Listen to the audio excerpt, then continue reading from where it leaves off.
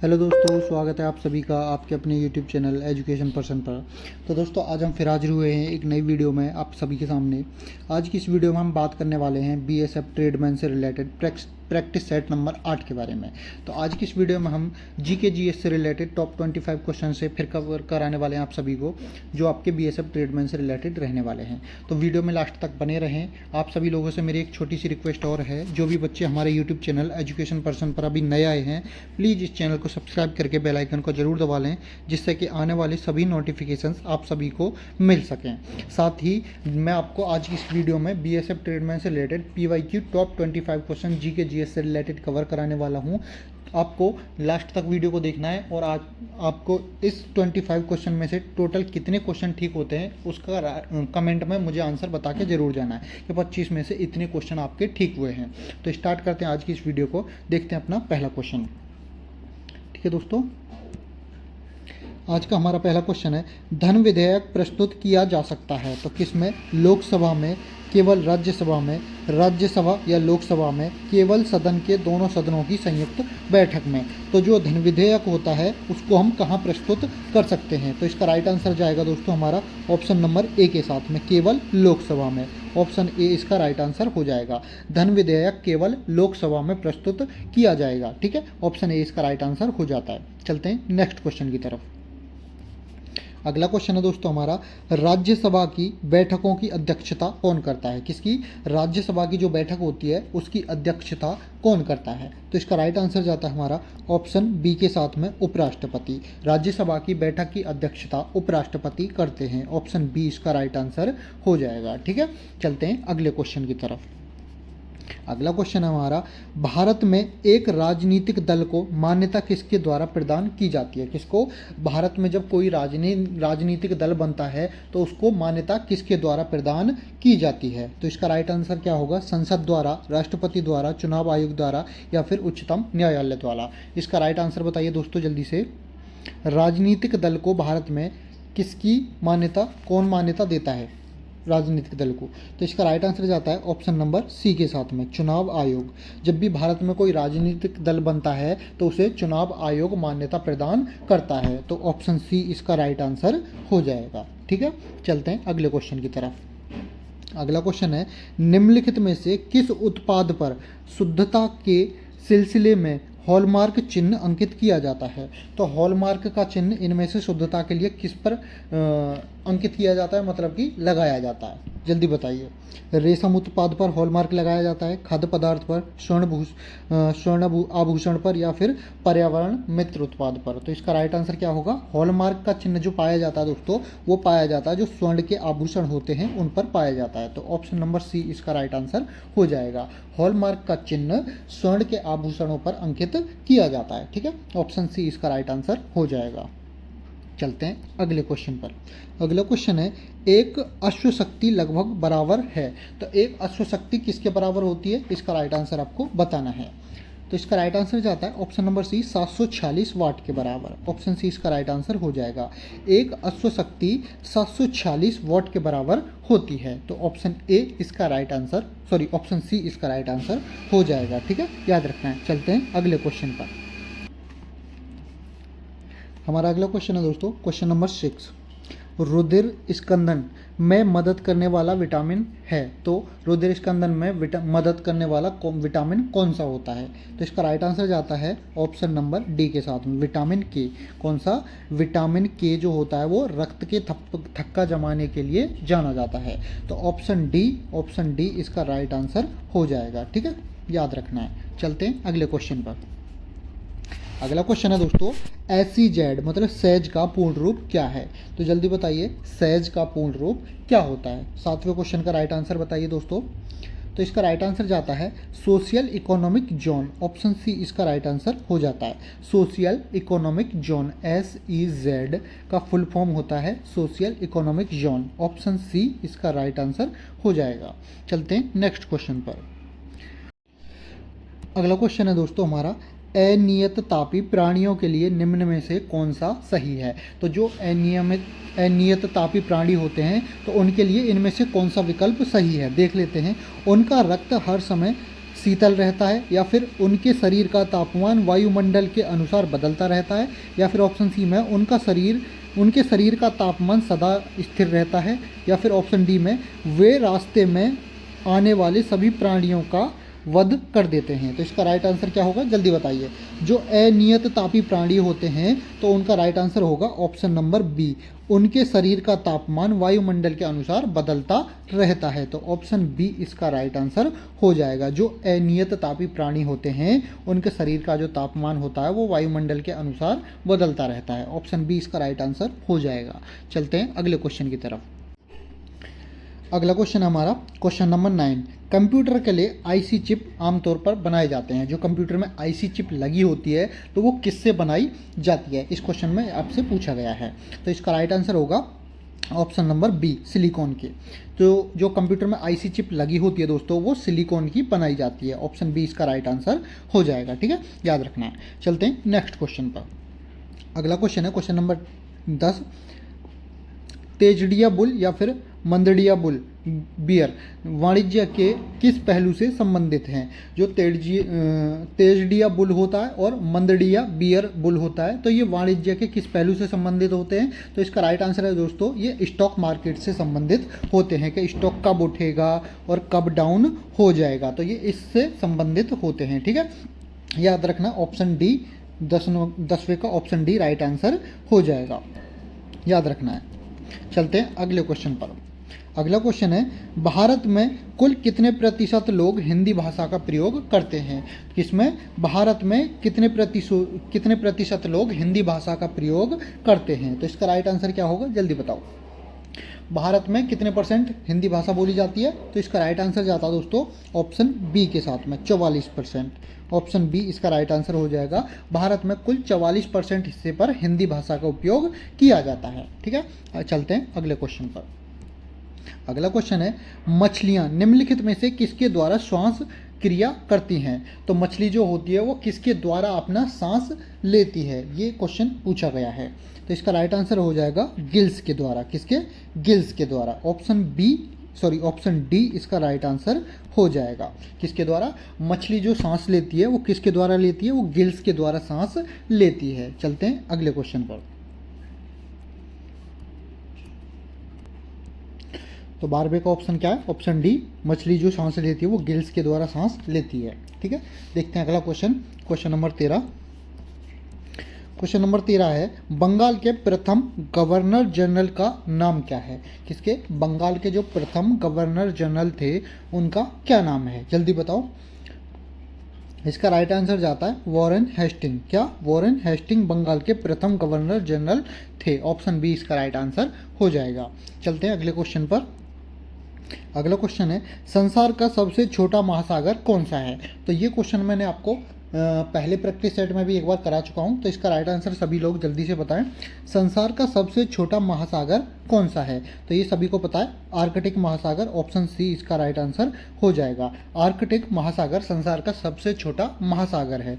मैंने उसमें आपको पूछा था कि सबसे बड़ा महासागर कौन सा है। तो सबसे बड़ा महासागर कौन सा है, आप सभी को कमेंट करने के लिए बोला था बट किसी ने कमेंट करके नहीं बताया कि सबसे बड़ा महासागर कौन सा है। तो वो ऑप्शन बी हो जाएगा, प्रशांत महासागर सबसे बड़ा महासागर है। ठीक है, तो याद रखना इसका सबसे छोटा महासागर कौन सा है, तो आर्कटिक महासागर। ऑप्शन सी इसका राइट आंसर हो जाएगा। ठीक है, चलते हैं अगले क्वेश्चन पर। हमारा अगला क्वेश्चन है इंग्लैंड के शासक जेम्स प्रथम का कौन शासकीय राजदूत जहांगीर के दरबार में आया था। तो वो इंग्लैंड के शासक जो थे जेम्स प्रथम का वो कौन शासकीय राजदूत था जो जहांगीर के दरबार में आया था। तो इसका राइट आंसर क्या होगा, जल्दी बताइए। तो इसका राइट आंसर क्या है, इसका राइट आंसर याद हो दोस्तों ऑप्शन नंबर सी के साथ में सर टॉमस रॉ। इसमें से दो इसके राइट आंसर हैं। कौन कौन से, एक तो ऑप्शन ए भी है और एक ऑप्शन सी भी है। वो कैसे कैसे है, जो विलियम हॉकिंस हैं ये सन 1618 में आए थे। सन 1618 में भारत आए थे जहांगीर के दरबार में। और सर टॉमस रॉ जो है ये 1615 में जहांगीर के दरबार में आए थे। दोनों को जेम्स प्रथम ने ही भारत भेजा था जहांगीर के दरबार में। क्यों भेजा था, क्योंकि ईस्ट इंडिया कंपनी के लिए जो ईस्ट इंडिया कंपनी के लिए मतलब कि व्यापारियों के लिए साधन बढ़ाने के लिए, व्यापारिक सुविधा प्राप्त करने के लिए इनको भारत भेजा गया था। जो हॉकिंस आए थे 1608 में, ये इस सुविधा को नहीं चला पाए थे, बट जो सन 1615 में सर टॉमस रो भारत आए थे जहांगीर के दरबार में, तो उन्होंने क्या किया था, जो व्यापारियों की सुविधा प्राप्त की, किसने की थी, तो वो सर टॉमस रो ने की थी। तो इसका राइट आंसर क्या है? अब आप बोलोगे कि इसका राइट आंसर क्या माना जाएगा। जो मतलब कि भर्ती परीक्षाओं ने इसका जो राइट आंसर माना है, तो इंग्लैंड के शासक जेम्स प्रथम का कौन शासकीय राजदूत जहांगीर के दरबार में आया था, तो वो sir Thomas Roe. Option C इसको सही आंसर माना है। किसको? सर टॉमस रो को सही आंसर माना है, क्योंकि इन्होंने ही ईस्ट इंडिया कंपनियों के लिए व्यापारिक सुविधा प्राप्त की थी। इन्होंने नहीं की थी, तो इसको राइट आंसर नहीं माना गया है। सर टॉमस रो को राइट आंसर पर रखा गया है। ठीक है, ये ऑप्शन सी इसका राइट आंसर आपको चुनना है। ठीक है, चलते हैं अगले क्वेश्चन पर। अगला क्वेश्चन है दोस्तों, एक बार फिर बता दूं, ये जो हमारा क्वेश्चन नंबर 15 है, इसमें काफ़ी बच्चों को डाउट हो सकता है हॉकिंस में और सर टॉमस रो में। तो हमेशा याद रखना है, सर टॉमस रो को ही आपको प्राथमिकता देनी है, क्योंकि जो ईस्ट इंडिया कंपनी थी उसकी जो व्यापारिक सुविधाएं थी वो सर टॉमस रो ने ही प्राप्त की थी सन 1615 में।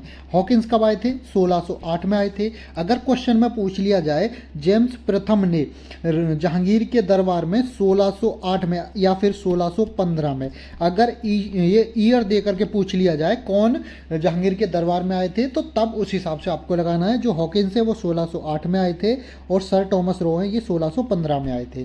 तब इस तरीके से क्वेश्चन चुनना है। अगर इसी तरीके से सिंपल क्वेश्चन दिया जाए कि जेम्स प्रथम ने शासकीय राजदूत को जहांगीर के दरबार में भेजा था, किसे भेजा था मतलब कि, तो इसका right answer sir Thomas Roe ही आपको चुनना होगा। ऑप्शन सी इसका राइट आंसर इस प्रकार से हो जाएगा। ठीक है, याद रखना है। चलते हैं अगले क्वेश्चन पर।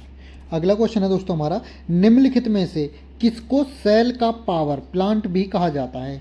ठीक है, तो इनमें से बताना है किसको सेल का पावर प्लांट भी कहा जाता है। जल्दी बताइए। गोल्जी कॉय, माइटोकॉन्ड्रिया, राइबोसोम या फिर लाइसोसोम? जल्दी बताइए। सेल का पावर प्लांट इनमें से किसे कहा जाता है? जल्दी बताओ 16 का आंसर। तो इसका राइट आंसर जाता है दोस्तों option number B, mitochondria. Option B इसका राइट आंसर हो जाएगा। ठीक है, चलते हैं अगले क्वेश्चन पर। अगला क्वेश्चन है, वर्ग विहीन समाज की अवधारणा दी, तो किसने दी थी? किसकी?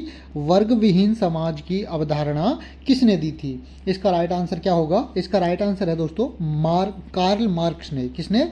वर्ग विहीन समाज की स्थापना या फिर अवधारणा कार्ल मार्क्स ने दी थी। ऑप्शन ए इसका राइट आंसर हो जाएगा। चलते हैं अगले क्वेश्चन पर। अगला क्वेश्चन है हमारा, प्रथम जीव मंडल आरक्षित क्षेत्र घोषित किया गया था, तो किसको प्रथम जीव मंडल आरक्षित क्षेत्र घोषित किसे किया गया था? जल्दी बताओ। तो वो कौन सा क्षेत्र है? इसका राइट आंसर क्या होगा दोस्तों? तो इसका राइट आंसर जाता है ऑप्शन नंबर बी, नीलगिरी जलमंडल आरक्षित क्षेत्र को प्रथम जीव मंडल घोषित किया गया था। ठीक है, ऑप्शन बी इसका राइट आंसर हो जाएगा। चलते हैं अगले क्वेश्चन पर। अगला क्वेश्चन है, पर्यावरणीय आयोजन के साथ मूलतः संबंधित संगठन हैं, तो कौन कौन से संगठन संबंधित हैं पर्यावरणीय आयोजन के साथ में? जल्दी बताइए। तो इसका राइट आंसर क्या होगा? इसका राइट आंसर जाता है ऑप्शन बी, NEERI, नीरी। क्या? ऑप्शन बी इसका राइट आंसर हो जाएगा। चलते हैं अगले क्वेश्चन पर। लोहे की परत पर किस धातु से गैल्वेनीकरण होता है? किस पर? लोहे की जो परत होती है उस पर किस धातु से गैल्वेनीकरण किया जाता है? ये क्वेश्चन आपसे पूछा गया है, जल्दी बताइए। तो इसका राइट आंसर जाता है option number B. Option number B के साथ में जेडन क्या होता है? ये होता है जिंक। ठीक है, याद रखना है। चलते हैं अगले क्वेश्चन पर। दोस्तों अगर वीडियो अच्छी लगे तो प्लीज़ वीडियो को लाइक करके अपने सभी दोस्तों के साथ शेयर जरूर कर दें, जिससे कि उन सभी बच्चों को भी अच्छे से तैयारी हो सके जो आपके BSF ट्रेडमैन की तैयारी कर रहे हैं। साथ में जो भी बच्चे हमारे चैनल पर अभी नए आए हैं और अभी तक चैनल को सब्सक्राइब नहीं किया है, तो प्लीज़ चैनल को सब्सक्राइब करके बेल आइकन को जरूर दबा लें, जिससे कि आने वाले सभी नोटिफिकेशन आप सभी को मिल सकें। ठीक है, चलते हैं अगले क्वेश्चन पर। अगला क्वेश्चन है दोस्तों हमारा क्वेश्चन नंबर 21, चंद्रमा के गुरुत्वाकर्षण से पृथ्वी का गुरुत्वाकर्षण कितना कितने गुना अधिक है? जो चंद्रमा का गुरुत्वाकर्षण है वो पृथ्वी के गुरुत्वाकर्षण से कितने गुना अधिक है? जल्दी बताओ। तो इसका राइट आंसर जाता है दोस्तों 6 गुना। 6 गुना क्या? ऑप्शन सी इसका राइट आंसर हो जाएगा। जो चंद्रमा का गुरुत्वाकर्षण है वो पृथ्वी के गुरुत्वाकर्षण से 6 गुना अधिक है। तो ऑप्शन सी इसका राइट आंसर हो जाएगा। चलते हैं अगले क्वेश्चन पर। अगला क्वेश्चन है, किस अधिनियम के द्वारा ब्रिटिश सांसद ने ईस्ट इंडिया कंपनी का भारत में व्यापारिक एकाधिकार समाप्त कर दिया था? तो वो कौन सा एक्ट था? जल्दी बताइए। तो इसका राइट आंसर जाएगा दोस्तों चार्टर एक्ट 1813 में। कौन सा? चार्टर एक्ट 1873 के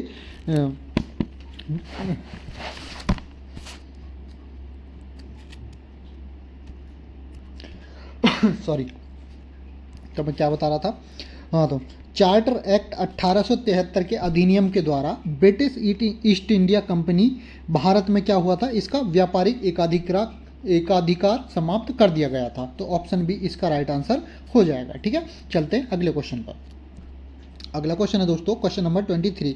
निम्नलिखित में से किस व्यक्ति को grand old man of India के नाम से जाना जाता है या फिर उसके रूप में जाना जाता है? किसमें? Grand old man of India के रूप में इनमें से किसे जाना जाता है? बाल गंगाधर तिलक को, दादा भाई नौरोजी को, मोतीलाल नेहरू या फिर लाला लाजपत राय को? जल्दी बताइए। Grand old man of India के नाम से किसे जाना जाता है? जल्दी बताओ। तो इसका राइट आंसर जाता है दादा भाई नौरोजी। ऑप्शन बी इसका राइट आंसर हो जाएगा। The grand old man of India के नाम से दादा भाई नौरोजी को जाना जाता है। ठीक है, चलते हैं अगले क्वेश्चन पर। अगला क्वेश्चन है क्वेश्चन नंबर 24। देश में भाभा परमाणु अनुसंधान केंद्र मतलब कि BARC कहाँ स्थित है? तो जल्दी बताइए। BARC भाभा परमाणु अनुसंधान केंद्र कहाँ पर स्थित है? पोखरण में, ट्राम्बे, बेंगलुरु या फिर कोलकाता? जल्दी बताइए। BARC का मुख्यालय कहाँ पर स्थित है? इसका राइट आंसर क्या है दोस्तों? जल्दी बताओ। इसका राइट आंसर जाता है ट्राम्बे। ऑप्शन बी इसका राइट आंसर हो जाएगा। BARC मतलब कि Bhabha atomic research centre, Bhabha परमाणु अनुसंधान केंद्र, ये ट्राम्बे में स्थित है। ठीक है, इसका ऑप्शन बी राइट आंसर हो जाएगा। चलते हैं अगले क्वेश्चन पर। अगला क्वेश्चन है दोस्तों क्वेश्चन नंबर 25। निम्नलिखित में से राष्ट्रीय आय को जनसंख्या के आकार से विभाजित करने पर क्या प्राप्त होता है? मतलब कि जो राष्ट्रीय आय होती है उसे जनसंख्या के आकार से विभाजित करने पर क्या प्राप्त होता है? बताइए। प्रति व्यक्ति आय प्राप्त होती है, निर्वाह स्तर, निर्वाह व्यय या फिर प्रति व्यक्ति उत्पादन? तो जब राष्ट्रीय आय होती है उसको हम जनसंख्या के आधार पर विभाजित करते हैं तो हमें प्रति व्यक्ति आय का प्राप्त डाटा मिलता है। तो ऑप्शन ए इसका राइट आंसर हो जाएगा। ठीक है, तो याद रखना है इनमें से जब राष्ट्रीय आय को हम जनसंख्या के आधार पर बांटते हैं तो हमें प्रति व्यक्ति आय का एक डाटा प्राप्त होता है। तो ऑप्शन ए इसका राइट आंसर हो जाएगा। तो दोस्तों BSF ट्रेडमैन से रिलेटेड आज की इस वीडियो में PYQ टॉप 25 GK से रिलेटेड हमने क्वेश्चन कवर कराए हैं। इन 25 क्वेश्चन में से आपका टोटल कितना स्कोर रहा ये आप मुझे कमेंट में ज़रूर बताएं। आज की वीडियो आपको कैसी लगी? वीडियो अच्छी लगी है तो प्लीज़ वीडियो को लाइक करें, शेयर करें और ज़्यादा से ज़्यादा अपने सभी दोस्तों के पास शेयर करने को भी बोलें। ठीक है, और जो भी बच्चे हमारे चैनल पर नए आए हैं प्लीज़ चैनल को सब्सक्राइब करके बेल आइकन को जरूर दबाएं जिससे कि आने वाली वीडियोज़ का नोटिफिकेशन आप सभी को मिल सके। तो आज की वीडियो में दोस्तों इतना ही, मिलते हैं नेक्स्ट वीडियो में, जब तक के लिए जय हिंद।